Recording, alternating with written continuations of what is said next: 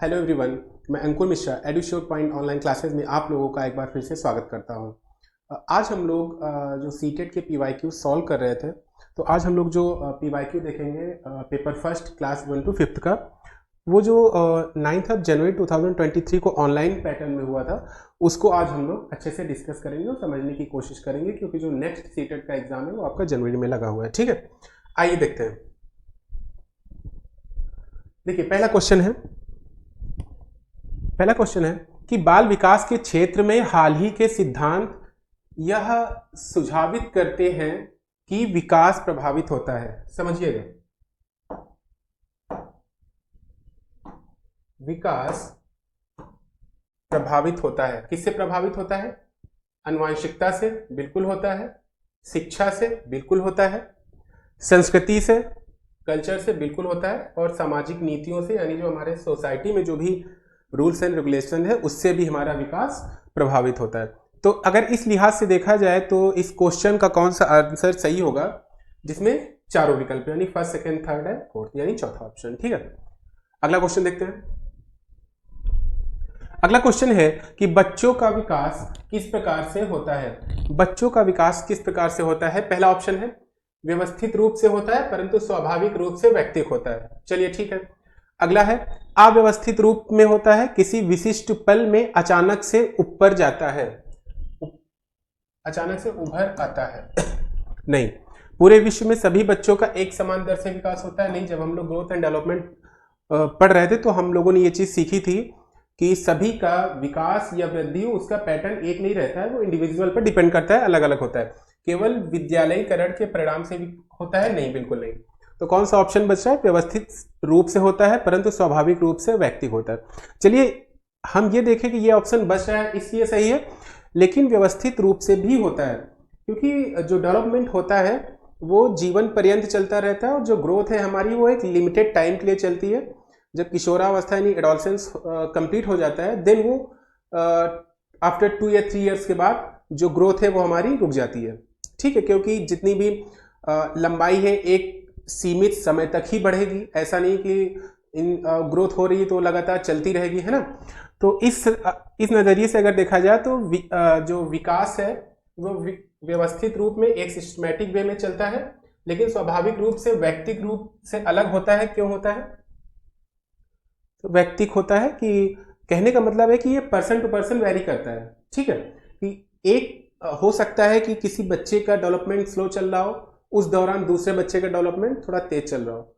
ठीक है, हो सकता है किसी बच्चे का बिल्कुल रुका नहीं है, बहुत स्पीड स्लो हो गई है, लेकिन कुछ आगे आने वाले समय में वो स्पीड बढ़ सकती है। ठीक है, तो ये व्यवस्थित रूप से चलता है, लेकिन वो पर्सन टू पर्सन वेरी करता है, यानी कि कौन सा ऑप्शन सही है? पहला। ठीक है, अगला देखते हैं।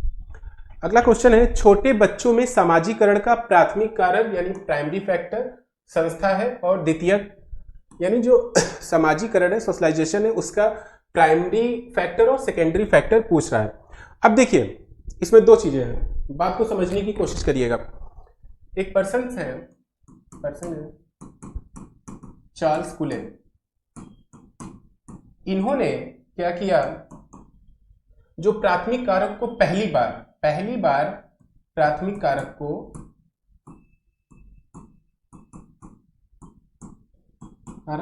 अपनी बुक कौन सी सोशल ऑर्गेनाइजेशन, इसमें सबसे पहले चार्ल्स कुले ने प्राथमिक कारक की बात इस बुक में उन्होंने की थी, सोशल ऑर्गेनाइजेशन में। ठीक है, अब चार्ल्स कुले ने प्राथमिक कारक को क्या बताया? जो चार्ल्स कुले थे उन्होंने प्राथमिक कारक की 3 बातें बताई कि इसमें क्या होता है। एक तो घनिष्ठ संबंध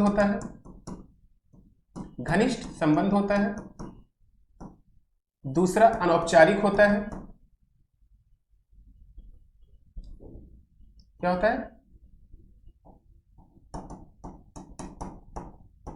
अनौपचारिक होता है। थर्ड जो बताया वो फिजिकली हम लोग जो बच्चे के आसपास फिजिकली लोग ज्यादा होते हैं, यानी शारीरिक निकटता।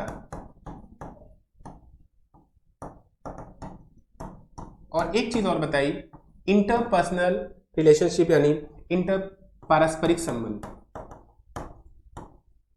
अभी देखते हैं ये क्या है।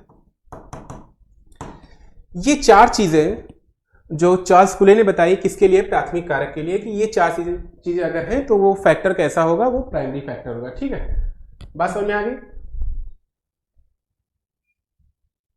ठीक है, चलिए अब देखिए, घनिष्ठ संबंध अनौपचारिक शारीरिक निकटता है किसमें होता है? ये परिवार में होता है, फैमिली में सबसे पहले, क्योंकि बच्चे के आसपास उसके पेरेंट्स रहते हैं, है ना, उसके रिलेटिव्स रहते हैं, उसके आस पड़ोस के लोग रहते हैं सबसे मैक्सिमम टाइम। इसी वजह से कहा जाता है जो प्राथमिक कारक है इसका आकार छोटा होता है। आकार छोटा होने का मतलब यह है कि इसमें बहुत ज्यादा लोग इन्वॉल्व नहीं होते हैं, है ना। जैसे विद्यालय को सेकेंडरी फैक्टर बताया गया है, द्वितीय कारक बताया गया, क्यों? क्योंकि वहां पे आकार तो बड़ा है, ठीक है, लेकिन ये सारी चीजें उसमें नहीं होती, ये सारी चीजें एब्सेंट होती हैं किसमें? सेकेंडरी कारक में। उसमें क्या होता है? क्या सेकेंडरी कारक में घनिष्ठ संबंध होता है? नहीं होता। घनिष्ठता का मतलब यह है कि जिससे हम हर बात विदाउट एनी हेजिटेशन कह सके, ठीक है, बहुत क्लोज हो हमारे, जैसे पेरेंट्स हैं, घर में जो लोग रहते हैं, ग्रैंडफादर हैं, ग्रैंडमदर हैं, है ना, किसी प्रकार की कोई मनमुटाव ना हो, ठीक है। अनौपचारिक इसलिए कि कोई फॉर्मल चीज होती नहीं है घर में, ठीक है। शारीरिक निकटता, फिर मैंने कहा उस बच्चे के फिजिकली कौन पास पास रहता है, उसकी सबसे ज्यादा उसकी मदर उसके पास में होती है, देन फादर, और देन फिर और लोग आ जाते हैं परिवार के, ठीक है। पारस्परिक संबंध, इंटरपर्सनल रिलेशनशिप में वही लोग आते हैं जिनसे हम एक दो लोग हमारी लाइफ में ऐसे होते हैं जिनसे हम हर तरीके की बात शेयर कर सकते हैं, उनसे बात शेयर करने में कुछ हमें सोचना नहीं है, समझना नहीं है, तो ये किसमें आ जाता है? पारस्परिक संबंध में, ठीक है। तो इस लिहाज से देखा जाए तो प्राथमिक कारक इसमें कौन सा होना चाहिए? प्राथमिक कारक संस्था परिवार, ठीक है। अब दूसरा आ जाता है पुस्तकालय है द्वितीय कारक, बिल्कुल है पुस्तकालय, इसमें पहले ही ऑप्शन सही हो रहा है, पुस्तकालय द्वितीय कारक है। सेकेंडरी क्यों? अभी मैंने बताया ये सारी चीजें क्या होता है, सेकेंडरी फैक्टर में एब्सेंट होती हैं। सेकेंडरी में क्या होता है? द्वितीय कारक में औपचारिक चीजें आ जाती हैं। सेकेंडरी फैक्टर में एक तो औपचारिक होता है, फॉर्मल। पुस्तकालय में क्या है? जैसे घर में बैठे हैं तो हमें किसी प्रकार का कुछ नहीं सोचना है, कैसे बैठना है कैसे नहीं बैठना है ना, पेरेंट्स हैं और घर के लोग हैं, लेकिन यहाँ पे हमको सोचना पड़ता है, बात करने का तरीका हमको सोचना पड़ता है कि सामने वाले से बात करनी किस तरीके से करनी, हमें पढ़ने बैठना भी हो तो किस तरीके से पढ़ने बैठना है ना, उसमें कुछ ऐसी चीज और न लगे जो और लोगों को डिस्टर्ब करे, यानी कि उसमें कहीं ना कहीं फॉर्मेलिटी होती है, औपचारिकता होती है। दूसरी चीज है आकार बड़ा होता है द्वितीय कारक का। आकार बड़ा मतलब है कि इसमें बहुत सारे लोग होते हैं। अब लाइब्रेरी में बहुत सारे लोग होते हैं, स्कूल में बहुत सारे लोग होते हैं जो आपसे जुड़े हुए होते हैं, लेकिन उनमें घनिष्ठता नहीं होती, उनमें शारीरिक निकटता नहीं होती है, ठीक है, या शारीरिक निकटता जितनी इसमें होती है उतनी ज्यादा उसमें नहीं होती है। इस लिहाज से देखा जाए तो पुस्तकालय क्या है? हमारा सेकेंडरी कारक है। आई होप आप लोगों को ये चीजें समझ में आ गई होगी। चार्ल्स फुले थे, उन्होंने पहली बार अपनी पुस्तक सोशल ऑर्गेनाइजेशन में प्राथमिक कारक की बात की थी और ये चीजें उसमें उन्होंने बताई थी। और द्वितीयक में क्या है? जस्ट उसका अपोजिट होता है प्राथमिक कारक। तो इस लिहाज से इसमें कौन सा ऑप्शन सही है? पहला।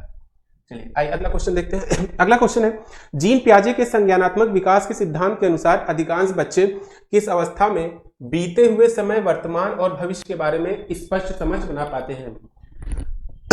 समझिएगा, इसमें जीन पियाजे की कॉग्निटिव डेवलपमेंट की बात हो रही है और ये कह रहा है कि अधिकांश बच्चे, इस चीज पे जोर दीजिएगा, अधिकांश बच्चे किस अवस्था में बीते हुए समय, वर्तमान, भविष्य के बारे में स्पष्ट समझ की बात कर रहा है। स्पष्ट यानी पूरी प्रेजेंट को लेके, पास्ट को लेके और फ्यूचर को लेके पूरी क्लैरिटी हो उन बच्चों के अंदर।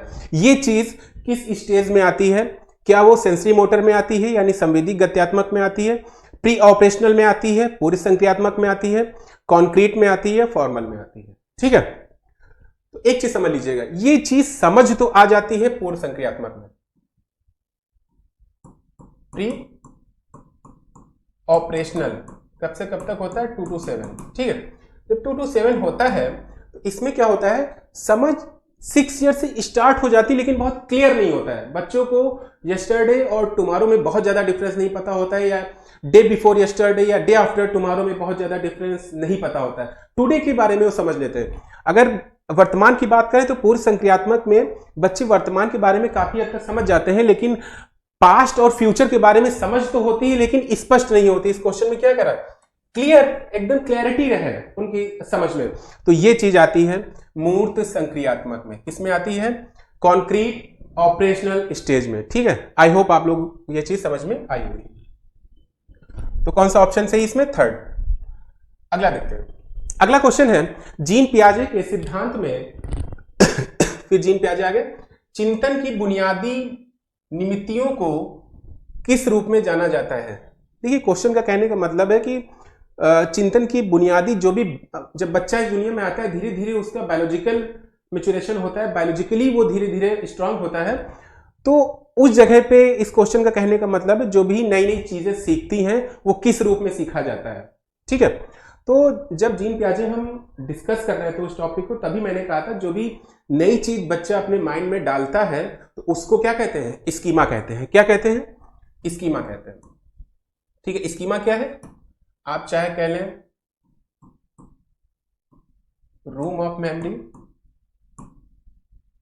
चाहे कह लें बॉक्स ऑफ मेमोरी, या कुछ भी कह सकते हैं। ठीक है, मतलब ऐसी चीजें जहां पे चिंतन की जो भी नई चीज जो भी बच्चा देखता जा रहा है, समझता जा रहा है, वो अपने स्कीमा में डालता जा रहा है ना, ये अपनी दिमाग में एक तरीके से इकट्ठा किए वो इकट्ठा करता रहता है। वो जो वही चीज माइंड में इकट्ठा हो जाती है उसको माइंड रूप में क्या कहते हैं, स्कीमा कहते हैं, यानी रूम ऑफ मेमोरी या बॉक्स ऑफ मेमोरी। ठीक है, अगला क्वेश्चन देखते हैं। अगला क्वेश्चन क्या है कि वाइगोस्की के सिद्धांत के अनुसार, एक सेकंड,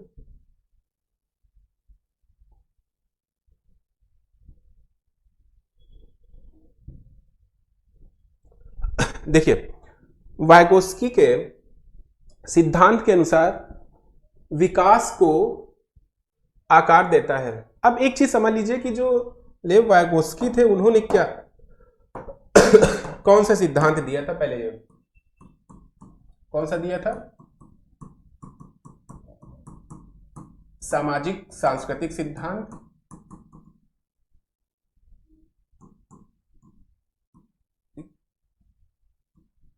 और यही इनका संज्ञानात्मक विकास का भी सिद्धांत था। ठीक है, यानी कॉग्निटिव डेवलपमेंट भी यही था, और सोशल कल्चर जो प्रिंसिपल था, थ्योरी थी, वो भी इन्हीं की ही थी, सेम था।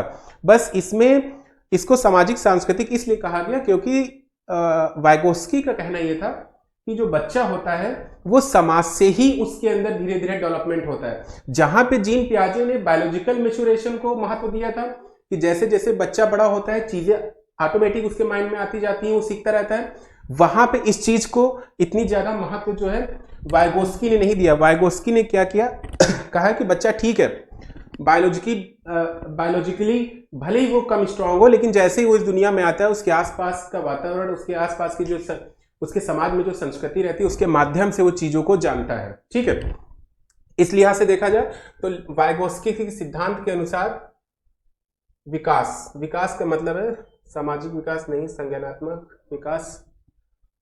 हाँ, सेकेंड ऑप्शन, संज्ञानात्मक विकास को संस्कृति आकार देती है। ठीक, बात समझ में आ गई। अभी मैंने बताया कि जो भी कॉग्निटिव डेवलपमेंट होता है वो सामाजिक यानी समाज में रह के संस्कृति के माध्यम से वो सीखता है। इस लिहाज से कौन सा ऑप्शन सही है, सेकेंड ऑप्शन सही है। ठीक है, अगला क्वेश्चन देखते हैं। अगला क्वेश्चन फिर आ गया वाइगोस्की का कि वाइगोस्की ने संज्ञानात्मक विकास की प्रक्रिया में किसकी भूमिका पर बल दिया है। अब ऑप्शन देखने से पहले हम कुछ बेसिक चीजें वाइगोस्की की जान लेते हैं। वाइगोस्की की इन्होंने 3 चीजों पे फोकस किया है। पहला फोकस किया है सोसाइटी, ठीक है, देन आ जाता है हमारा कल्चर, और इन्होंने लैंग्वेज को बहुत इंपॉर्टेंट दी है, लैंग्वेज को। ठीक है, सोसाइटी, कल्चर एंड लैंग्वेज, यानी समाज, संस्कृति और भाषा को इन्होंने बहुत महत्व दिया है। इन्हीं 3 फैक्टर से बताया है कि जो बच्चे का संज्ञानात्मक विकास होता है वो काफी बेहतर तरीके से होता है। ठीक है, अब देखिए वाइगोस्की ने संज्ञानात्मक विकास की प्रक्रिया में किसकी भूमिका पर बल दिया है? लैंग्वेज है इसमें। देखिए संज्ञानात्मक द्वंद्व, सहज क्रियाएं, स्कीमा। स्कीमा तो जीन पियाजे ने कहा था। कौन सा ऑप्शन सही है? भाषा। अब लैंग्वेज इन्होंने तो महत्व दिया है, इन्होंने लैंग्वेज को वाइगोस्की ने बहुत महत्व दिया है, और वाइगोस्की ने यह भी कहा था कि लैंग्वेज के माध्यम, लैंग्वेज के कारण ही बच्चा प्राइवेट स्पीच करता है। प्राइवेट स्पीच को भी बहुत ज्यादा महत्व दिया था। किसने? लेव वाइगोस्की ने। किसको? प्राइवेट स्पीच जो बच्चा करता है। वाइगोस्की का कहना यह था जब तक वो प्राइवेट स्पीच नहीं करेगा, अगर वो भाषा नहीं जानेगा तो प्राइवेट स्पीच कैसे करेगा? और इसी प्राइवेट स्पीच को जीन पियाजे ने महत्व नहीं दिया था। जीन पियाजे ने प्राइवेट स्पीच को अपरिपक्व बताया था। ठीक है, तो कौन सा ऑप्शन सही है? पहला। अगला क्वेश्चन देखते हैं। नैतिक विकास का सिद्धांत लॉरेंस कोहलबर्ग के साथ साथ और किसके द्वारा प्रतिपादित किया गया? देखिए नैतिक विकास का सिद्धांत लॉरेंस कोहलबर्ग के साथ साथ और किसके द्वारा प्रतिपादित किया गया? वाइगोस्की ने नो, ब्रूनर ने नहीं, कौन सा? जीन पियाजे ने। समझिए नैतिक विकास का सिद्धांत लॉरेंस कोहलबर्ग ने दिया था, जिसमें 3 स्टेजेस बताई थी, pre conventional, conventional and post conventional. ठीक है, रूढ़िगत, पूर्व रूढ़िगत, रूढ़िगत और परारूढ़िगत। ठीक है, लेकिन जो जीन पियाजे ने नैतिक विकास का सिद्धांत दिया है, समझिएगा, इन्होंने नैतिक विकास की 2 स्टेजें बताई थी। पहली स्टेज बताई है स्टेज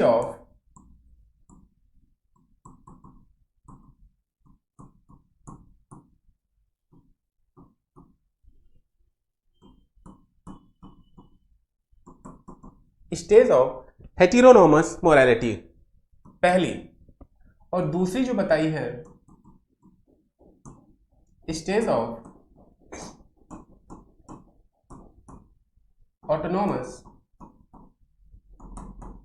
मोरालिटी, हिंदी में कहें परायत्त नैतिकता अवस्था।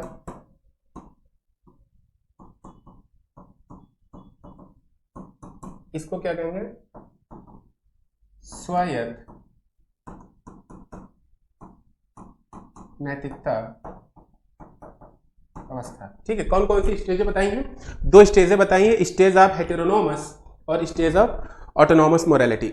अब समझ लीजिए कि जो जीन पियाजे ने इन दोनों में क्या कहा है। इन दोनों में देखिए 2 चीजें बताई हैं। एक चीज ये बताई है हेटेरोनोमस में बच्चा जो है इमिनेंट जस्टिस पे ज्यादा फोकस करता है। इमिनेंट जस्टिस यानी सर्वव्यापी न्याय।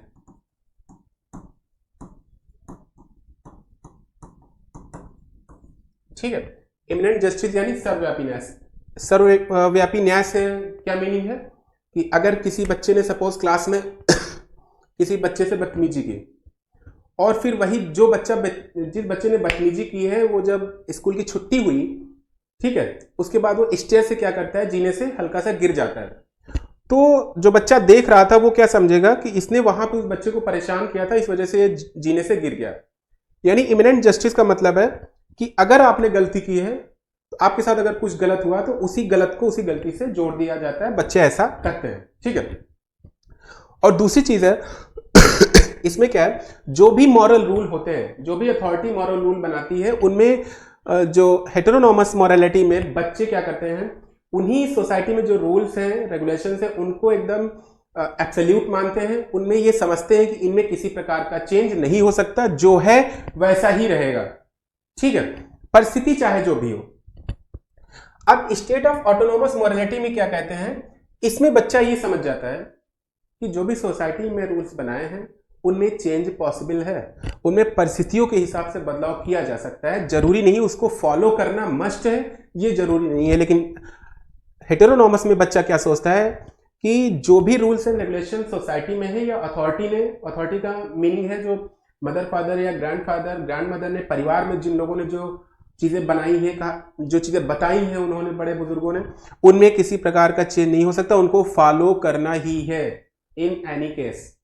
इसमें क्या है, इसमें सर्कमस्टेंसेस को ज्यादा महत्व दे दिया गया है कि परिस्थितियों के हिसाब से देखा जाएगा कि वो नियम फॉलो करना है कि नहीं करना है। ठीक है, जैसे हिंज वाली स्टोरी थी। हिंज की क्या है कि जब वाइफ होती है वो बीमार होती है और उसको दवा चुराना होता है। तो इस सिचुएशन में देखा जाए जो स्टेज ऑफ ऑटोनोमस मोरालिटी है, इसमें क्या होगा, इसमें ये होगा कि नहीं उसने सही किया क्योंकि वो बीमार थी, लेकिन इसमें नहीं, चोरी कर ही नहीं सकते हो किसी भी हालत में, ठीक है, भले किसी आदमी का उससे भला हो रहा है, लेकिन नहीं, चोरी आप नहीं कर सकते हो। ये सोचना है इस स्टेज के बच्चों का। और स्टेज ऑफ ऑटोनॉमस में क्या है कि इसमें रिजिड नहीं माना है रूल्स को, एब्सोल्यूट नहीं माना, उनमें परिवर्तन हो सकता है समय के साथ। तो ये जीन पियाजे का नैतिक विकास का सिद्धांत है, ठीक।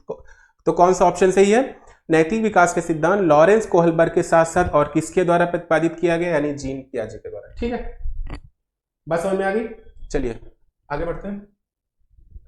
अगला क्वेश्चन है, एक अध्यापक को अपनी शिक्षण शास्त्रीय प्रविधियों के बारे में सॉरी किसे प्रकृति का होना चाहिए, किस प्रकृति का होना चाहिए, ठीक है। यानी जो क्वेश्चन का कहने का मतलब है, जब टीचर चाहे वो प्राइमरी लेवल का हो, चाहे वो जूनियर लेवल का हो, सेकेंडरी का हो, हायर सेकेंडरी का हो, ठीक है, टीचर को अपनी जो पढ़ाने का मेथड है वो किस तरीके का होना चाहिए। बहुत रिजिड होना चाहिए, दृढ़ होना चाहिए, गैर लचीला, यानी सेम बात कर रहा है, यही चीज है दृढ़, ठीक है। लचीला बहुत ही फ्लेक्सिबल होना चाहिए, अनजान अननोन होना चाहिए। तो आप समझिए फ्लेक्सिबल होना चाहिए, ठीक है। यानी जो कोई भी टीचर अगर अपने बच्चों को पढ़ा रहा है, स्टूडेंट को पढ़ा रहा है, तो उसका जो मेथड है बहुत फ्लेक्सिबल होना चाहिए। फ्लेक्सिबिलिटी का मतलब ये सेंस यहाँ से कि आप जो भी बता रहे हैं उनमें ज़्यादा से ज़्यादा बच्चों को मौका दें बताने का। आप अगर कोई क्वेश्चन पूछ रहे हैं तो जरूरी नहीं आप 2-3 बच्चों से ही पूछें, ठीक है, या 1-2 बच्चों से ही पूछें। पूरी क्लास से आपका आई कॉन्टेक्ट होना चाहिए, सारे बच्चे क्या कर रहे हैं, कैसे कर रहे हैं, क्या कर रहे हैं, ठीक है। और जब आप किसी भी टॉपिक को समझा रहे होते हैं तो भी आप को ये पता होना चाहिए कि कौन सा बच्चा आपकी बताई हुई चीजों को समझ पा रहा है, कौन सा बच्चा नहीं समझ पा रहा है, ठीक है। तो यहाँ पे फ्लेक्सिबिलिटी का सेंस इस चीज से है। तो एक अध्यापक को अपनी शिक्षण शास्त्रीय प्रविधियों के बारे में किस प्रकृति का होना चाहिए, तो फ्लेक्सिबल होना चाहिए, लचीला। अगला क्वेश्चन देखते हैं, बुद्धिलब्धि परीक्षण की आलोचना प्रायः क्यों की जाती है। बुद्धिलब्धि परीक्षण की आलोचना प्रायः क्यों की जाती है, ठीक है, समझिए। कौशलों की विस्तृत श्रृंखला को मापने की उनकी क्षमता, इसके लिए आलोचना नहीं की जाती है। प्रत्यक्ष रूप से पश्चात यानी वेस्टर्न कल्चर के प्रभाव से ग्रसित है, हो सकता है। बुद्धि पर सामाजिक प्रभाव का अवबोधन नहीं, संज्ञान पर भावनाओं के प्रभाव का अतिशय प्राकलन नहीं। अब समझिए ये ऑप्शन क्यों सही है, प्रत्यक्ष रूप से पाश्चात्य संस्कृति के प्रभाव से ग्रसित। समझिए, चाहे वो आप ये ले लें मेरिल,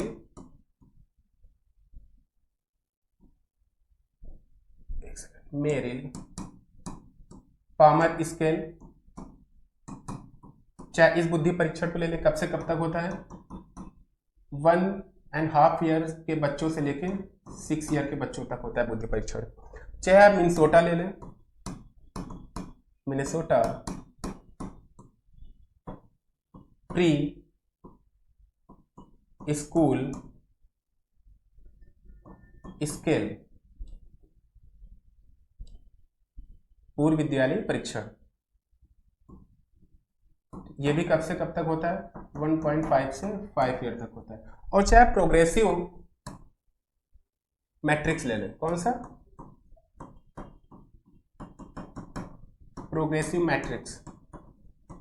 आप तीनों परीक्षण जो भी मेन बुद्धि परीक्षण है उसमें आप देखेंगे वेस्टर्न कल्चर का ज्यादा रोल है। इस वजह से चाहे मेरिल पामर स्केल हो या मिनेसोटा प्री स्कूल स्केल हो, चाहे प्रोग्रेसिव मैट्रिक्स की बात हो, ठीक है, जो रेवेन ने दिया था, इन तीनों में पाश्चात्य संस्कृति के प्रभाव से यह ग्रसित है। इस वजह से कौन सा ऑप्शन सही है, दूसरा, ठीक है। अगला क्वेश्चन सॉरी, अभिकथन है, जब कोई विद्यार्थी किसी दिए गए प्रश्न को हल ढूंढने की प्रक्रिया से जूझ रहा है तो अध्यापक को उसे अपने विचार मौखिक तौर पर अभिव्यक्त करने के लिए प्रोत्साहित करना चाहिए। हल ढूंढने के लिए प्रक्रिया से जूझ रहा है, ठीक है, मतलब कोई समस्या है, ठीक है, कोई समस्या है तो समस्या में उस समस्या का समाधान करने के लिए वो कोशिश कर रहा है, तो उस समय क्या करना चाहिए? अगर समाधान नहीं मिल रहा है तो मौखिक तौर पर उसकी जो समस्या है उसको अभिव्यक्त करने के लिए प्रोत्साहित करना चाहिए, क्योंकि अधिगम तब अधिक प्रभावशाली होता है जब अध्यापक विद्यार्थियों से सफलता की कम से कम अपेक्षा रखते हैं। ये गलत है, बात समझिए। ए सही है, आर गलत है, क्या इसमें है? ठीक है, 11वीं का थर्ड ऑप्शन, ठीक है। समझिए ऐसा क्यों है। अधिगम तब अधिक प्रभावशाली होता है, देखिए पहला तो सही है कि जब कोई विद्यार्थी किसी प्रश्न का हल ढूंढ रहा होता है तो उस समय अगर उसको कोई प्रॉब्लम है तो उस प्रॉब्लम को टीचर के सामने उस चीज को एक्सप्रेस करना चाहिए कि हमें क्या दिक्कत हो रही है किसी भी प्रॉब्लम का सॉल्यूशन को ढूंढने में, ठीक है। लेकिन अधिगम तब अधिक प्रभावशाली होता है जब अध्यापक विद्यार्थियों से सफलता की कम से कम अपेक्षा करे। आप ये बताइए, अगर टीचर अपने स्टूडेंट्स को कुछ बता रहा है, अगर इस चीज को नेग्लेक्ट कर देगा कि ठीक है बच्चे, हमको इस चीज से मतलब नहीं है कि वो सफल हो या असफल हो, इस चीज से बिल्कुल हमें मतलब नहीं है, तो आप कैसे उस बच्चे का मेजरमेंट कर पाएंगे, कैसे उस बच्चे का असेसमेंट कर पाएंगे उसने कितना सीखा? ये आप खुद का भी, यानी वो टीचर खुद का असेसमेंट कैसे कर पाएगा कि मैंने कितना अच्छा बताया? क्योंकि अगर वो नहीं सीख पाया है, इसका मतलब क्या है कि उस टीचर की गलती है, उसके उस टीचर के पढ़ाने के मेथड में कोई दिक्कत है जिसकी वजह से बच्चा नहीं सीख पाया। अगर आप इस चीज पे फोकस नहीं करेंगे कि सफलता कम से कम की अपेक्षा रखें, तो अगर आप सफलता की अपेक्षा नहीं रख रहे हैं तो ना तो टीचर खुद का असेसमेंट कर पाएगा कि हमारा मेथड पढ़ाने का कैसा है, या उस बच्चे का भी असेसमेंट नहीं कर पाएगा कि वो कितना प्रोग्रेस कर रहा है। इस लिहाज से देखा जाए तीसरा ऑप्शन सही है, यानी ए सही है लेकिन आर गलत है, ठीक है। अगला क्वेश्चन, जेंडर निर्मित है जबकि लिंग निर्मित है। देखिए जेंडर क्या है? जेंडर सामाजिक है, सबको पता है, सोशल है। और सेक्स क्या है? आपका जैविक है, यानी बायोलॉजिकल है।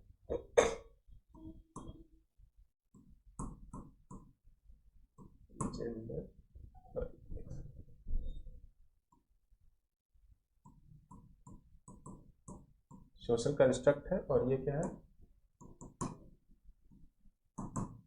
बायोलॉजिकल है। अब समझ लीजिए कि दोनों में अंतर क्या है। जो जेंडर है, जेंडर मेल फीमेल के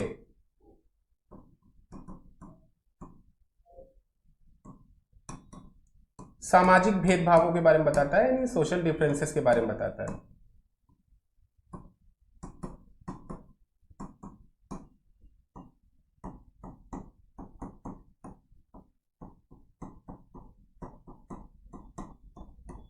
ठीक है, समाज में जो भी रूढ़वादिता है जिसके तहत कि हाँ मेल ये काम करेंगे, फीमेल ये काम करेंगे, ये चीज क्या बताता है? जेंडर। सेक्स है जो बायोलॉजिकली टर्म है, ये बायोलॉजिकली क्या डिफरेंस है दोनों में, यानी फिजिकल रूप से बायोलॉजिकली भेदभाव को बताता है, या यूं कह लें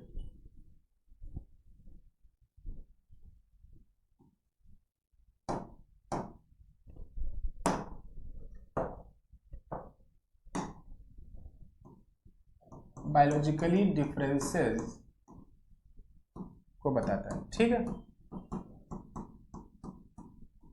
कहने का मतलब है हमारी सोसाइटी में मेल और फीमेल में क्या डिफरेंसेस हैं, ये कौन बताता है? ये बताता है जेंडर, ठीक है। क्योंकि जेंडर जो डिसाइड किया गया है ये समाज के द्वारा है, सोशियो कॉन्स्ट्रक्ट है, ठीक है, समाज के द्वारा ये चीजें निर्मित की गई है। लेकिन सेक्स क्या है? बायोलॉजिकली डिफरेंस, शारीरिक रूप से दोनों में क्या भिन्नताएं होती है, बायोलॉजिकली दो मेल फीमेल में क्या डिफरेंसेस होते हैं, ये हमारा सेक्स बताता है, ठीक है। तो इस लिहाज से कौन सा ऑप्शन सही है? पहला। अगला क्वेश्चन देते हैं, एक अध्यापक को सभी के लिए अधिगम सहज सुगम बनाने के लिए अधिगम प्राथमिकताओं में वैयक्तिक भिन्नताओं के प्रति क्या करना चाहिए? समझिए, एक अध्यापक को सभी के लिए अधिगम, देखिए क्लास में बच्चे बैठे हुए, उनमें सभी बच्चों के लिए लर्निंग कैसे इजी बनाई जाए, इस चीज पे क्वेश्चन है। लर्निंग को कैसे इजी बनाई जाए, प्राथमिकताओं में व्यक्तिगत भिन्नताओं के प्रति क्या करना चाहिए। अब देखिए एक क्लास है तो उसमें देखिए क्लास में सारे बच्चे एक जैसे नहीं होते, है ना। अगर सारे बच्चे एक जैसे हो तो सबकी रैंक एक जैसी है ना। सारे पढ़ने में अच्छे हो, उसमें क्या तो कुछ पढ़ने में अच्छे होते हैं, कुछ पढ़ने में धीमे होते हैं, कुछ एवरेज होते हैं, ठीक है। क्यों होता है ऐसा? क्योंकि ये इंडिविजुअल डिफरेंसेस की वजह से होता है, व्यक्तिगत भिन्नताओं की वजह से होता है। तो कह यही रहा है कि लर्निंग को इजी कैसे बनाया जाए। भले ही क्लास में इंडिविजुअल डिफरेंसेस के बच्चे हैं, लेकिन उसको ध्यान में रखते हुए एक टीचर लर्निंग को इजी कैसे बनाएगा। तो इसलिए इसमें इसको देखते हुए कौन से ऑप्शन है, उन्हें महत्वपूर्ण मानना चाहिए, यानी व्यक्तिगत भिन्नताओं के प्रति महत्वपूर्ण मानना चाहिए, बिल्कुल मानना चाहिए। अगर आप इंडिविजुअल डिफरेंसेस को महत्वपूर्ण नहीं मानेंगे तो फिर आप अपना जो टीचिंग का मेथड है उसमें बदलाव नहीं कर पाएंगे कि एक मेथड से आप नहीं पढ़ा सकते। हो सकता है जो जिसका IQ लेवल 120 है वो आपकी चीजों को जल्दी कैप्चर कर रहा हो, जिसका IQ लेवल कम है, बिलो 90 है यानी 90 से कम है, तो वो हो सकता है चीजों को बहुत ज्यादा कैप्चर ना कर रहा हो या उसको समझने में दिक्कत आ रही हो। तो आप केवल एक बच्चे को लेकर नहीं चल सकते। क्लास में निम्न स्तर के बच्चे को लेकर ही पढ़ाना होता है। जो सबसे कमजोर है, टीचर का मेथड उससे रिलेट करना चाहिए। अगर उसको समझ में आ रहा है यानी कि क्लास में सबको समझ में आएगा। तो इंडिविजुअल डिफरेंसेस को ध्यान में रखना चाहिए, उन्हें महत्वपूर्ण मानना चाहिए, सही है। उनको अनदेखा करना है। अगर अनदेखा करेंगे तो क्लास में आप सारे बच्चों को साथ में लेकर नहीं पढ़ाएंगे, कुछ ही बच्चों को साथ में लेकर पढ़ाएंगे। अगर इंडिविजुअल डिफरेंसेस को मिटा ही देना चाहिए, सेम चीज कह रहा है, अनदेखा करना, दमन कर देना चाहिए, ये भी सेम चीज कह रहा है, ठीक है। यानी इंडिविजुअल डिफरेंसेस को बच्चों जो क्लास में टीचर को बहुत ध्यान में रखना है और इंडिविजुअल डिफरेंसेस के हिसाब से ही अपनी टैक्टिक्स बनानी है, पढ़ाने के लिए अपनी टेक्निक्स बनानी है।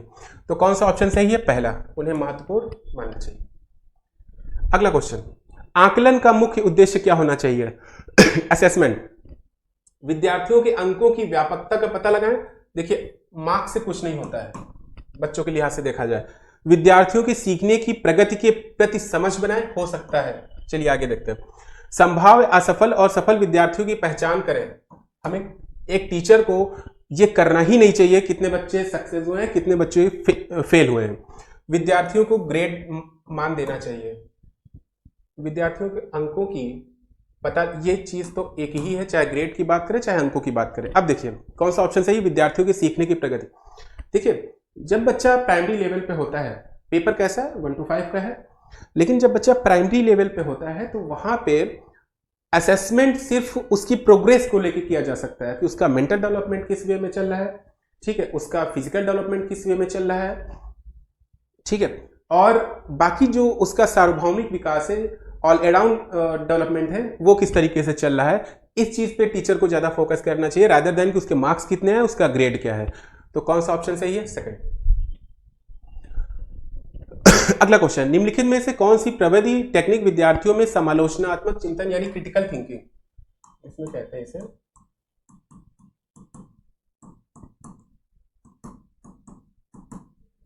क्रिटिकल थिंकिंग, ठीक है, क्रिटिकल थिंकिंग प्रोत्साहित कर सकती है। देखिए जब क्रिटिकल थिंकिंग की बात आई तो आप ये समझ लीजिए कि विद्यार्थियों में क्रिटिकल थिंकिंग, बहुत बड़ी चीज कह रहा है क्वेश्चन। विद्यार्थियों में क्रिटिकल थिंकिंग का मतलब है कि विद्यार्थियों को किसी भी समस्या के हर एस्पेक्ट के बारे में सोचना है। आप तभी किसी चीज को क्रिटिक कर सकते हैं, क्रिटिसाइज कर सकते हैं। आप एक पहलू को लेकर किसी भी चीज को क्रिटिसाइज नहीं कर सकते हैं। कोई समस्या आई तो उसके हमें पॉजिटिव भी देखने हैं, नेगेटिव भी देखने हैं, ठीक है। उस सेंस से क्या कह रहा है, प्रश्न को तुरंत उत्तर देने के लिए कहना चाहिए। देखिए अगर क्रिटिकल थिंकिंग की बात है तो क्रिटिकल थिंकिंग अगर किसी बच्चे के अंदर है तो प्रश्न का उत्तर तुरंत नहीं देता है, ठीक है, वो सोच समझकर और सारी चीजों को सोचकर ही उत्तर अपना देगा। विद्यार्थियों को विमर्श हेतु समय देना चाहिए, हो सकता है। विद्यार्थियों से बंद अंत वाले प्रश्न, बंद अंत वाले क्लोज्ड एंडेड क्वेश्चन जिनका आंसर हाँ या ना में होता है, क्लोज्ड एंडेड क्वेश्चन, ठीक है। अभी मैंने क्या कहा, क्रिटिकल थिंकिंग की बात हो रही है तो यहां पे ओपन एंडेड क्वेश्चन तो फिर भी चल सकता था, लेकिन क्लोज्ड एंडेड क्वेश्चन नहीं चल सकता है। विद्यार्थियों में परस्पर अंतःक्रिया को निरुत्साहित करना चाहिए। अब देखिए अगर यहां उत्साहित होता है यानी उस चीज को बूस्टअप करना, तो ये ऑप्शन सही हो सकता था, ठीक है, लेकिन निरुत्साहित करना है, डिमोरलाइज करना है, यानी जो बच्चे आपस में एक दूसरे से कम्युनिकेट कर रहे हैं, उस समस्या के बारे में डिस्कशन कर रहे हैं, उस चीज को उस चीज को निरुत्साहित करना, ये समालोचनात्मक जो क्रिटिकल थिंकिंग है उसको प्रोत्साहित नहीं करेगा। तो कौन सा ऑप्शन है? विद्यार्थियों को विमर्श हेतु समय देना। देखिए कोई भी समस्या है, आप क्रिटिकल थिंकिंग की बात कर रहे हैं, तो क्रिटिकल थिंकिंग में मैंने क्या कहा, हर एस्पेक्ट के बारे में बच्चा सोचेगा, ठीक है, तभी उस चीज की पॉजिटिव के बारे में भी सोचेगा, उस प्रॉब्लम के नेगेटिव एस्पेक्ट के बारे में भी सोचेगा, तभी कुछ एक कॉमन चीज बच्चों के अंदर से निकल सकती है। इसलिए विद्यार्थियों को विमर्श हेतु समय देना चाहिए, ठीक है।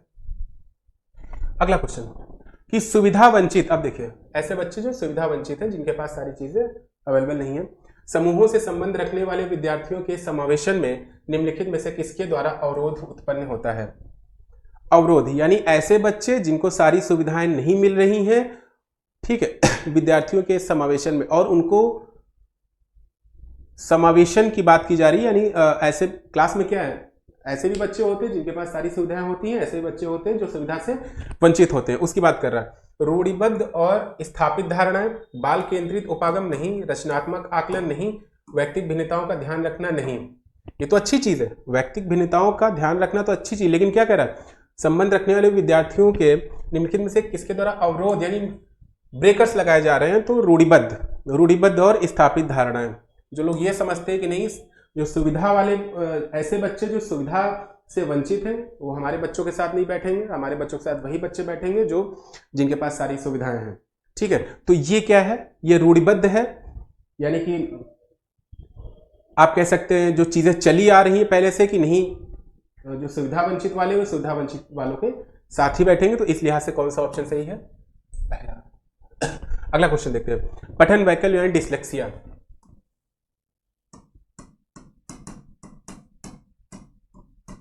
डिसलेक्सिया की बात कर रहे हैं, समझिएगा, प्रत्यक्ष रूप से किस कौशल में चुनौती का कारण बनता है?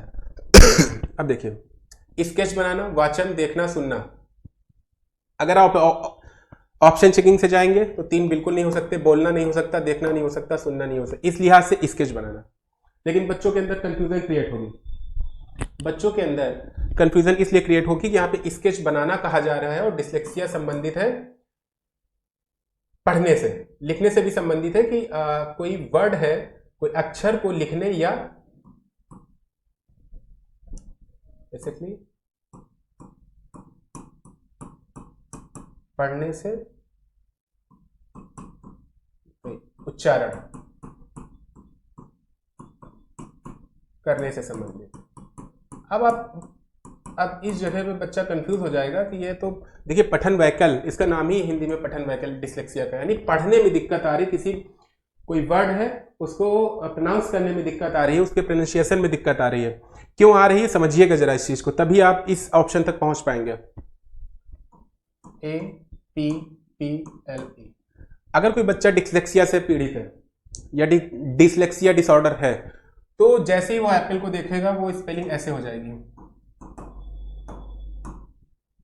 मतलब सारे जो अल्फाबेट्स हैं या जो लेटर्स हैं वो इधर उधर घूमेंगे, ठीक है, एक जगह पे स्थायी रूप से उसे नहीं दिखाई देंगे, इस वजह से उसको उच्चारण में दिक्कत आती है। बात समझ में आ गई?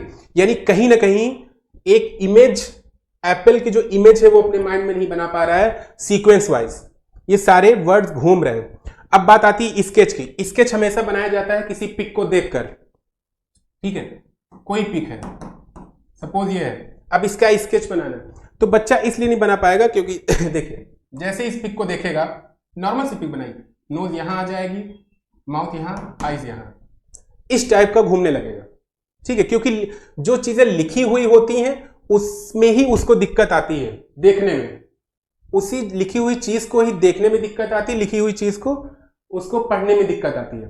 तो स्केच क्या है, हमेशा देख के बनाया जाता है, तो जैसे ही ये चीज ये देखेगा वैसे ही उसको डिक्टो इस तरह का स्केच बनाने में समस्या आएगी, ठीक है। तो इस लिहाज से कौन सा ऑप्शन सही है?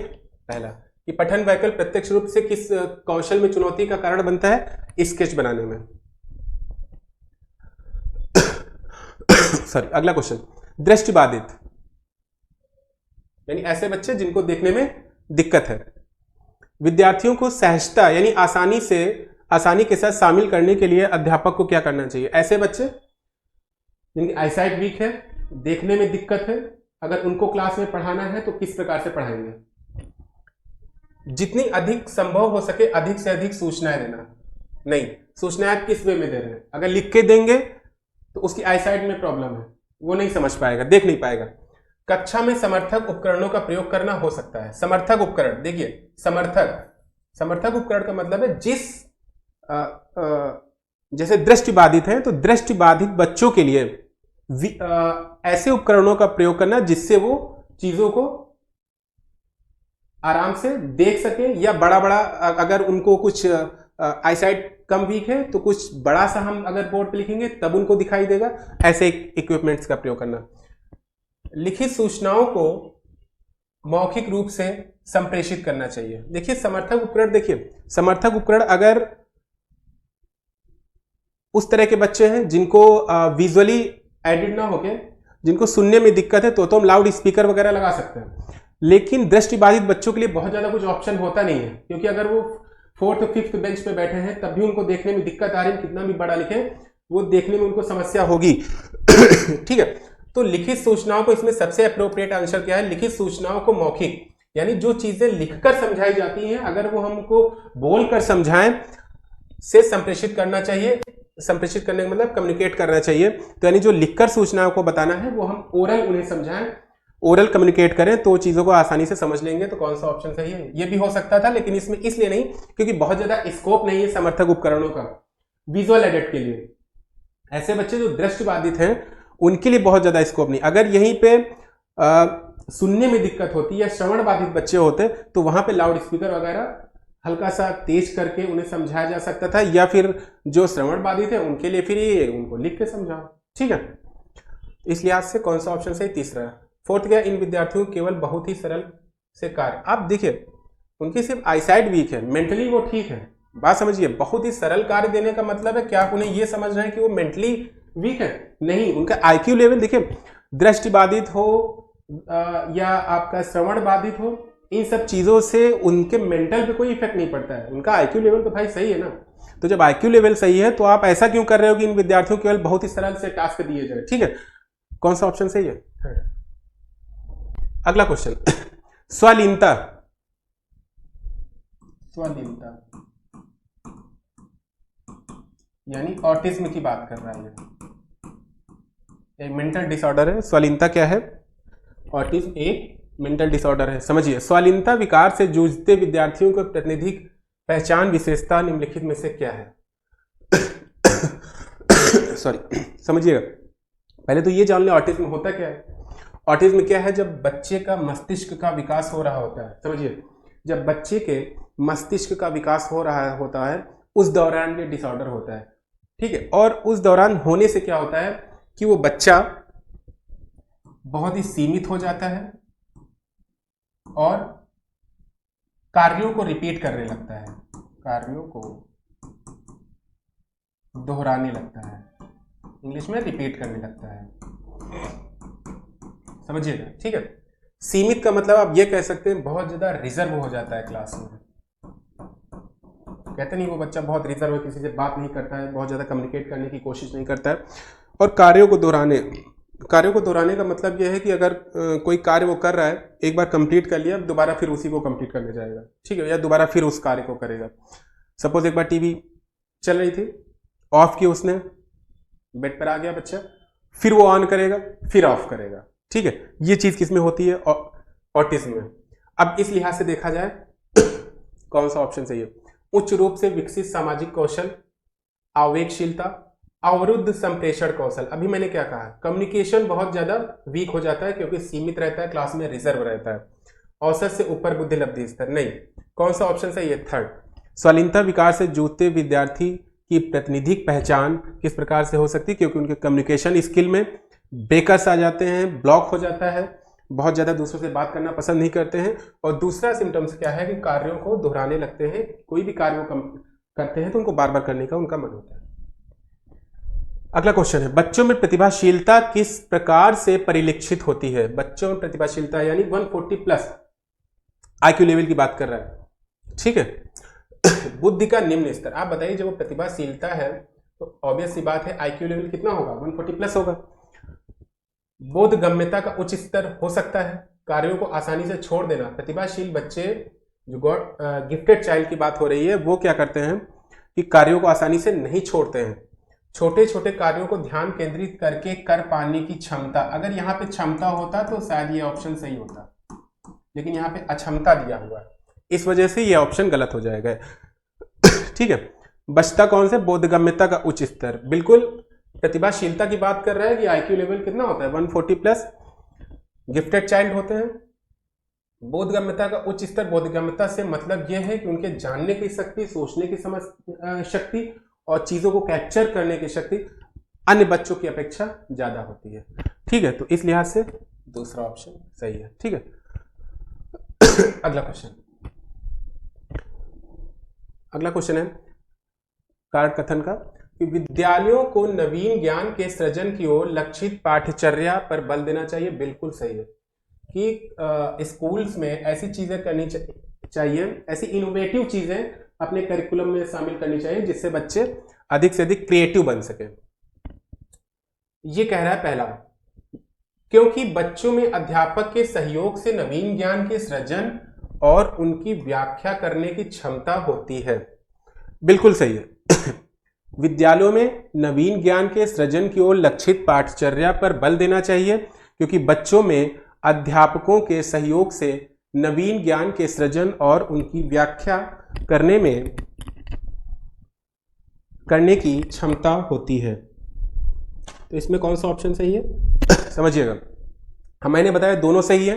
अब जब भी कारण कथन वाला आए तो उसमें क्योंकि लगा देते हैं कि विद्यालयों को नवीन ज्ञान के सृजन की ओर लक्षित पाठचर्या पर बल देना चाहिए, क्योंकि बच्चों में अध्यापक के सहयोग से नवीन ज्ञान के सृजन और उनकी व्याख्या करने की क्षमता होती है। ए और दोनों सही है और आर ए की सही व्याख्या कर रहा है, यानी पहले। ठीक है, अगला क्वेश्चन देखते हैं। विद्यालयों को किस पर बल देना चाहिए? सीखी गई सामग्री को ज्यों कहते हो कह देना। नहीं, रटने पे जोर नहीं देता है। स्कूल्स को रटने पे जोर नहीं देना चाहिए। पाठ्य पुस्तकों से ही सीखना, किताबी कीड़ा नहीं बनाना है। सिर्फ आप अपनी बुक से ही सीखें। ठीक है, आप बुक से हर चीज सीख सकते हैं, लेकिन मॉरल चीजें बुक से नहीं सीख सकते हैं। बहुत सारी ऐसी चीजें हैं, मैनर्स आप बुक से नहीं सीख सकते हैं। ठीक है, दूसरों से बात कम्युनिकेट कैसे करना है, ये बुक से आप नहीं सीख सकते। संदर्भ रहित, संदर्भ सहित नहीं, संदर्भ रहित अधिगम नहीं, रचनात्मक अधिगम यानी कि कंस्ट्रक्टिव लर्निंग या आप कह लें क्रिएटिव लर्निंग। ठीक है, विद्यालयों को किस पर बल देना चाहिए? कंस्ट्रक्टिव का मतलब है कि लर्निंग बाय डूइंग पर।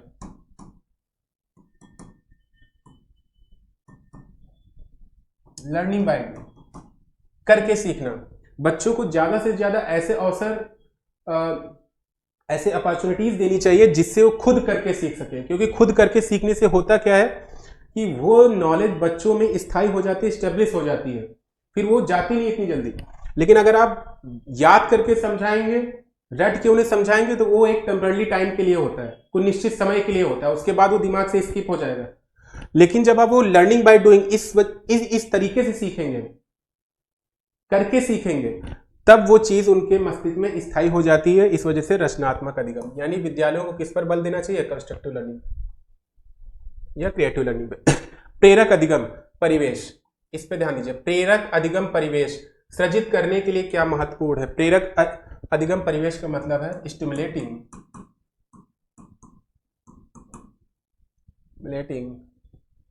Learning environment. ठीक है, स्टिमुलेटिंग लर्निंग का स्टिमुलेटिंग मतलब क्या? उद्दीपक। देखिए, प्रेरक अधिगम परिवेश का सृजित करने के लिए इसका मीनिंग पहले समझ लीजिए। इसका मतलब है कि जब बच्चों को किसी चीज को देखकर सीखने की चाह बहुत ज्यादा हो जाए, नहीं वो इतने एक्साइटेड हो जाए, इतना एक्साइटमेंट उनके अंदर आ जाए कि वो चीजों को सीखना चाहें। इस तरीके का अगर हम बात करें तो ऐसा कह रहा है, प्रेरक अधिगम परिवेश सृजित करने के लिए क्या महत्वपूर्ण है? स्व अधिगम के लिए अवसरों को कम करना।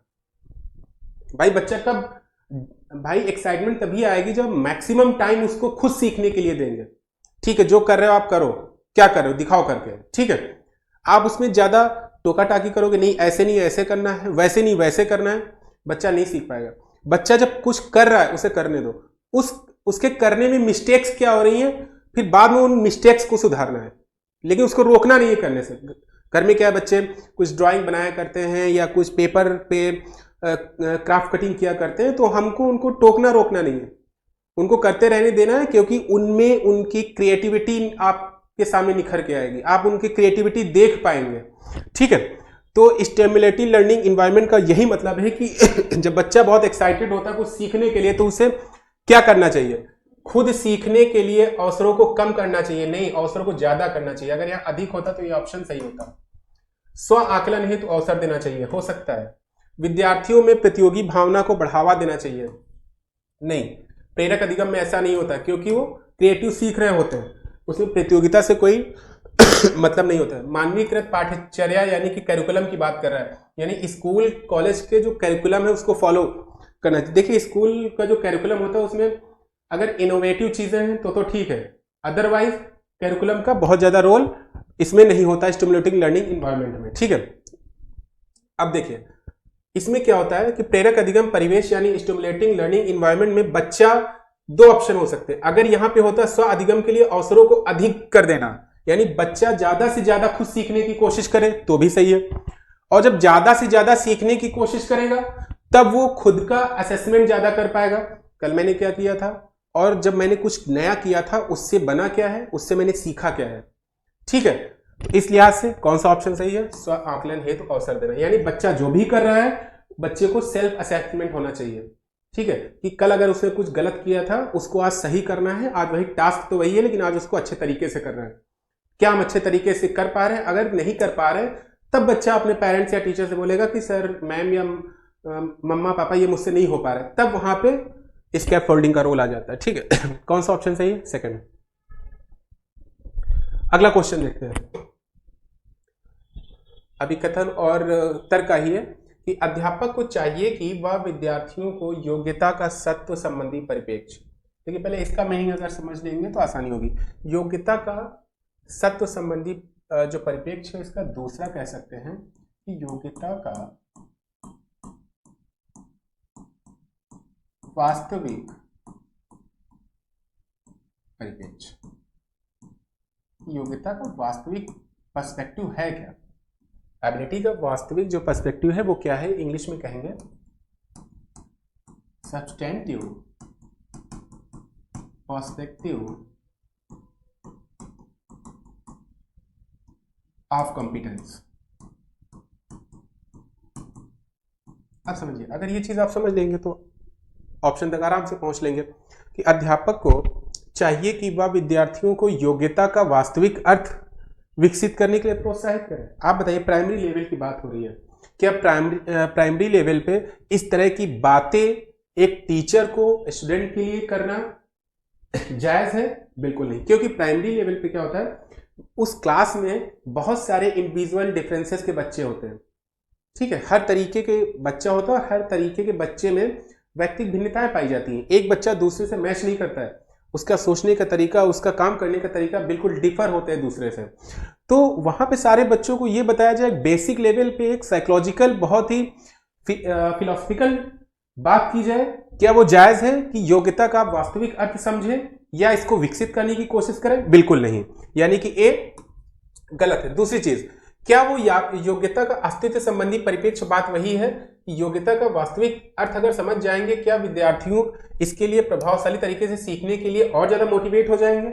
बिल्कुल नहीं होंगे। अभी वो बहुत बेसिक लेवल पे है, प्राइमरी लेवल पे है। आप जो अभी उनका मेंटल डेवलपमेंट उतना हुआ है नहीं, ये चीज तो जो बड़े जो 6 to 8 के बच्चे होंगे उनको भी समझाना बहुत डिफिकल्ट होगा।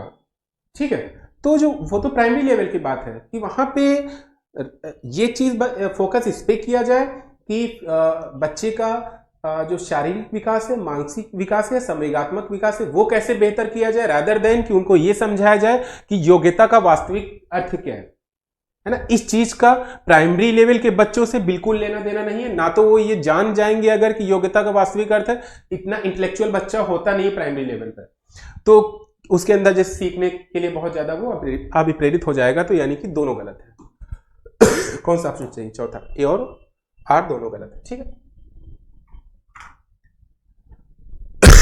अगला क्वेश्चन है कि निम्नलिखित में से किसके द्वारा समस्या समाधान में अवरोध पैदा की संभावना है। पहला प्रकार्यात्मक स्थिरता, इसको कहते हैं फंक्शनल फिक्स्डनेस। फंक्शनल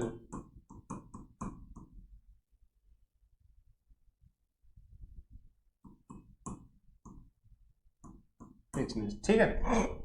दूसरा है संज्ञानात्मक सुगम्यता यानी लचीलापन, अपसारी चिंतन या विमर्शात्मक लेखन। कौन सा ऑप्शन सही है? पहला। क्यों सही? समझिएगा। जो प्रकार्यात्मक स्थिरता है या फंक्शनल फिक्स्डनेस है, इसका एक ही काम होता है, इसको ये लगता है कि एक समस्या का एक ही सोल्यूशन है।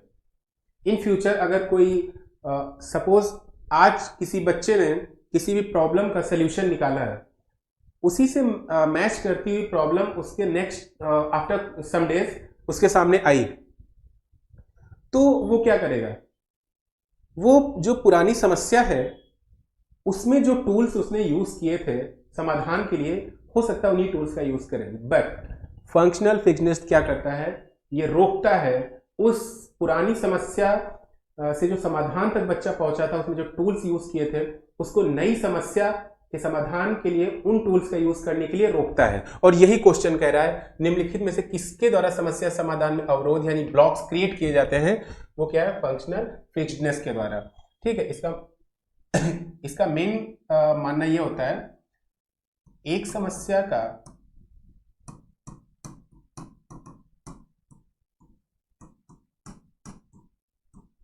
एक ही समाधान यानी सोल्यूशन हो सकता है। अगर नई समस्या आई है, उससे इस समस्या के समाधान लेने देना कोई जरूरत नहीं है। फंक्शनल फिक्स्डनेस का ये होता है, अगर किसी बच्चे के अंदर समस्या आती है तो ये चीज क्रिएट हो जाती है। ठीक है, अगला देखते हैं।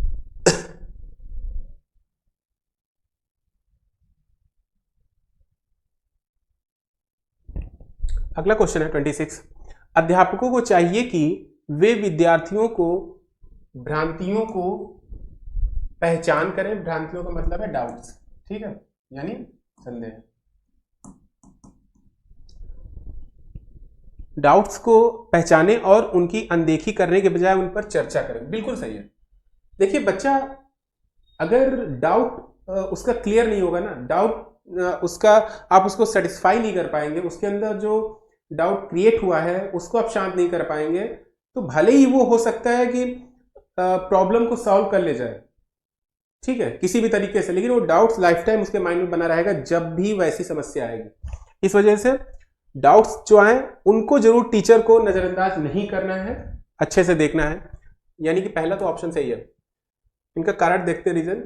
अध्यापकों को चाहिए कि वे विद्यार्थियों की भ्रांतियों को पहचान करें और उनको अनदेखी करने के बजाय उन पर चर्चा करें, क्योंकि ये भ्रांतियां यानी ये डाउट्स वैकल्पिक अवधारणाओं के रूप में हैं जो अक्सर विद्यार्थी अपने परिवेश के साथ साथ अंतःक्रिया करके आधार बना लेते हैं और ये अधिगम की प्रक्रिया में अर्थपूर्ण है। बिल्कुल है। अगर डाउट्स उनका नहीं क्लियर होगा, मैंने कहा, तो वो चीज लाइफ टाइम उनके माइंड में बनी रहेगी। और ये भी नहीं है कि अगर किसी बच्चे के अंदर डाउट नहीं आ रहा है तो इसका मतलब है कि वो बहुत अच्छे तरीके से, जरूरी नहीं कि वो अधिगम उसकी लर्निंग बहुत अच्छी चले। डाउट्स आना भी जरूरी है, क्योंकि एक डाउट्स आने से 4 तरह की और प्रॉब्लम शॉर्ट आउट होती हैं। तो ए सही है, आर भी सही है, और ए जो है आर का दोनों सही है और आर ए की सही व्याख्या करता है। यानी कि 26 का कौन सा हो जाएगा? फर्स्ट। अगला क्वेश्चन देखते हैं।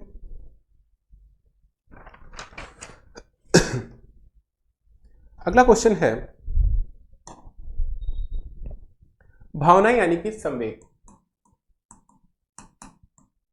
ठीक है, संवेग क्या कहता है? अधिगम को महत्वपूर्ण रूप से प्रभावित करती है, परंतु स्मृति पर उनका कोई प्रभाव नहीं पड़ता है। नहीं, अधिगम को भी प्रभावित करती है और उनकी मेमोरी पर भी प्रभाव पड़ता है। अधिगम पर किसी प्रकार का प्रभाव नहीं डालती है, लेकिन स्मृति को महत्वपूर्ण से प्रभावित करती है, नहीं, दोनों को प्रभावित करती है। अधिगम को महत्वपूर्ण से प्रभावित करती है, साथ ही साथ स्मृति को भी। ये देखिए जो हम बात कर रहे हैं, थर्ड ऑप्शन। देखिए संवेग क्या है, आप समझिए। अगर कोई बच्चा खुश है, उसको गुड फील हो रहा है, उस समय अगर उसको कोई चीज आप समझाएंगे, बहुत जल्दी समझेगा, बहुत जल्दी सीखेगा। और उसके अंदर कोई फियर है, ठीक है, कोई डर है या बहुत सहमा हुआ है, उस समय अगर आप चाहे जितने अच्छे तरीके से उसको कोई चीज सिखाने की कोशिश करें, वो नहीं सीखेगा। रीजन है भावना यानी संवेग यानी इमोशन। उस समय उसके अंदर जब वो खुश होता है, खुश जब वो होता है उस समय आप चीजों को सिखाएंगे तो बहुत ही तेजी से सीखेगा। अगर उसके अंदर जिस टाइम डर है या वो रेडी नहीं है सीखने के लिए, है ना, उस टाइम अगर उसको सिखाने की कोशिश करेंगे तो कोई मतलब नहीं है। इस वजह से अधिगम पर यानी लर्निंग पर जो है जो इमोशंस होते हैं, भावनाएं होती हैं, फीलिंग्स होती हैं, उनका अधिगम को महत्वपूर्ण रूप से प्रभावित करती हैं, साथ ही साथ स्मृति को भी। ठीक है, अगला क्वेश्चन है, विद्यार्थी सीखने के प्रति अभिप्रेरित होते हैं यदि कार्य अप्रासंगिक हो, बिना किसी चुनौती वाला हो, उनके जीवन से संबंधित हो, बहुत ही अमूर्त हो। ठीक है, ये भी गलत है, ये भी गलत है, ये भी गलत है। ठीक है, देखिए बच्चे प्राइमरी लेवल पे बच्चे वो टास्क ज्यादा प्रीफर करते हैं करना जो उनकी डेली लाइफ से कोरिलेट करता है। इसी वजह से आप लोगों ने देखा होगा जो भी कॉन्वेंट स्कूल्स हैं वहाँ पे जो एक्टिविटीज कराई जाती हैं वो डेली लाइफ से कनेक्ट करके ही कराई जाती हैं, जिससे वो टास्क को अच्छे से कंप्लीट कर सके और कुछ ना कुछ सीख सके। तो इस नजरिए से देखा जाए तो कौन सा ऑप्शन सही है? तीसरा, विद्यार्थी सीखने के लिए ज्यादा अभिप्रेरित होते, ज्यादा मोटिवेटेड होते हैं कब? जब उनके जीवन से, उनके लाइफ से रिलेटेड टास्क दिए जाते हैं। अगला क्वेश्चन है, विद्यार्थियों के अधिगम को सहज सुगम यानी इजी बनाने के लिए अध्यापक को क्या करना चाहिए? यानी लर्निंग को बहुत इजी बनाने के लिए एक टीचर को क्या करना चाहिए? विद्यार्थियों के पूर्व ज्ञान की अनदेखी करनी चाहिए, यानी कि जो बच्चे ने पहले सीखा है उसको नेग्लेक्ट करना चाहिए। वाक्य विन्यास और संरचना स्पष्ट नहीं करनी चाहिए। अधिगम के प्रति सामान्यीकरण और निस्तारण को कम करना चाहिए, नहीं। विषय से संबंधित शब्दजाल को प्रयोग से बचना चाहिए, बिल्कुल सही।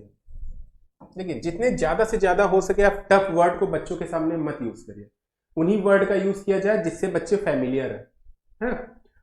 अगर आप टफ वर्ड यूज करेंगे तो बच्चा कंफ्यूज होगा। इस लिहाज से देखा जाए कि जो भी आप सब्जेक्ट पढ़ा रहे हैं, जैसे साइंस में क्या है बहुत ज्यादा टफ वर्ड्स होते हैं, ठीक है, वहां पे बच्चों से फैमिलियर वर्ड को यूज करना चाहिए जो बच्चे अपने डेली लाइफ में यूज करते हैं। पहले वो बताएं, देन आप इसको बता सकते हैं, लेकिन पहले आपको उन्हीं वर्ड्स को बताना है बच्चों को जिससे वो आसानी से चीजों को समझ सके। तो कौन सा? चौथा ऑप्शन। ठीक है, लास्ट क्वेश्चन देखते हैं। निम्नलिखित में से किसके द्वारा अधिगम में बाधा उत्पन्न होती है? यानी लर्निंग में किसके द्वारा दिक्कत आती है? पहले पढ़ाए गए विषय से ज्ञान को संबंध करना, नहीं, इसे दिक्कत नहीं आती, ये तो करना ही चाहिए। अगर हम ये करेंगे तो लर्निंग और स्ट्रांग होगी। विद्यालय संस्कृति से विमुखता, यानी जो स्कूल का कल्चर है अगर उससे बच्चा विमुख हो रहा है, वहां का कैरिकुलम नहीं पसंद आ रहा है, हाँ ये हो सकता है। बहुसंवेदी उपागम का क्रियान्वयन, यानी मल्टी टास्क देना जिसमें मल्टी सेंसेस का यूज हो, ये भी नहीं, इससे भी बहुत ईजी होगी लर्निंग। रचनावाद पर आधारित शिक्षण, शास्त्रीय प्रविधियां, इससे भी इजी होगी। कौन सा सही है? विद्यालय संस्कृति से विमुखता। देखिए अगर बच्चा जो स्कूल का कैरिकुलम है उसमें फिट नहीं बैठ रहा है तो उसकी लर्निंग में प्रॉब्लम आनी ही आनी है। ठीक है, तो कौन सा ऑप्शन सही है? 30th का सेकेंड। तो आज हम लोगों ने 9 जनवरी 2023 का जो सीटेट का पेपर 1 आया था उसको सॉल्व कर लिया है। अगले पेपर में मिलते हैं हम लोग नेक्स्ट क्वेश्चन के साथ, नेक्स्ट जो CDP का क्वेश्चन पेपर होगा उसके साथ। ठीक है, थैंक यू।